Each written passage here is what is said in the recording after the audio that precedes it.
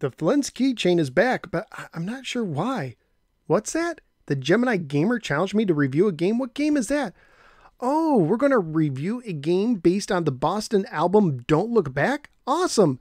Oh, wait, it's Space Invaders. Okay, let's go ahead and take Space Invaders, pop it in my Atari 7800 Pro system, and see how it holds up today. Let's go to the game.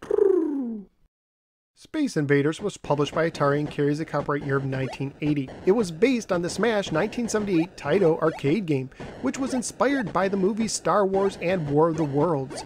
The Atari 2600 version is widely considered to be the first killer app, as it was the first 2600 game to sell over 1 million copies, with a lot of consumers buying a system just to play the game. The 2600 version was programmed by Rick Maurer, who surprisingly didn't do much else in the gaming industry beyond making the 2600 game Maze Craze. According to the manual, each time you turn on Space Invaders, you will be at war with enemies from space who are threatening the Earth. Your objective is to destroy these invaders by firing your quote-unquote laser cannon. You must wipe out the invaders either before they reach the Earth or before they hit you 3 times with their quote-unquote laser bombs. In the game, you move the joystick left and right to move your ship and press the button to fire. You can only have 1 shot on screen at a time unless you hold down the reset button when turning on the game, which will allow you to have 2 shots on screen at the same time in the first game variation. Each round has 6 rows of 6 aliens, each that moves side to side and then moves down 1 row length every time they reach the side of the screen. As you destroy more and more aliens, the aliens will move faster until you destroy all 36 aliens and move on to the next round. You also have shields that will get damaged when shot and disappear if the aliens get too low. Occasionally a command ship will appear on the top of the screen. He doesn't fire, but hitting them gets you 200 points in most game variations and 100 points in competing 2-player games, where both players are on screen at the same time. For destroying the standard enemies, you get anywhere from 5 to 30 points, depending on which row they start on, with the bottom row aliens worth 5 points apiece, and the point values increasing 5 points for each row, with the top row aliens worth 30 points each. The score also rolls at 10,000 points and temporarily disappears when the enemy command ship is on screen.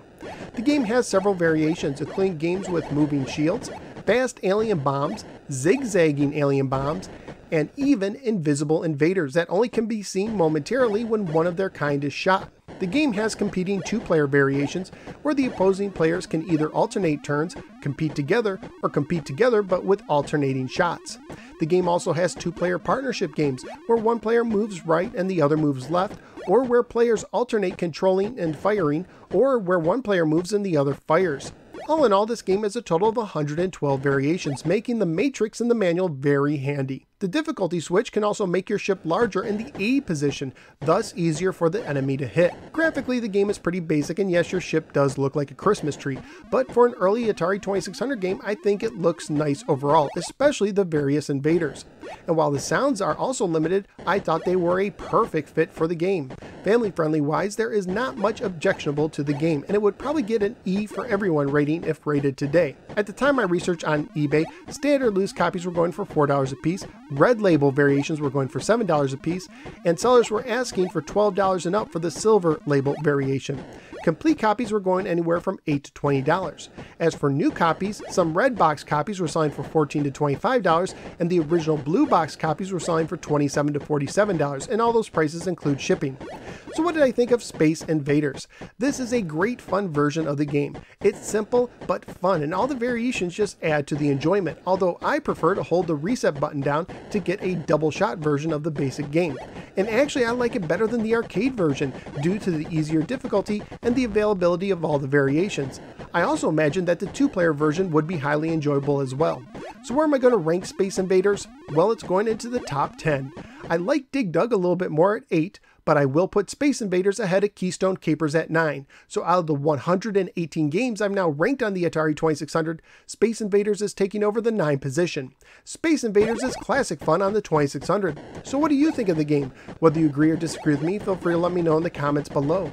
Also, feel free to click the like and subscribe buttons, and if you'd like to support the show, you can do so at Patreon. Just go to patreon.com/NoSwearGamer for more information. You can also follow me both on the Facebook or the Twitter, and I'm a member of the Retro Junkies Network.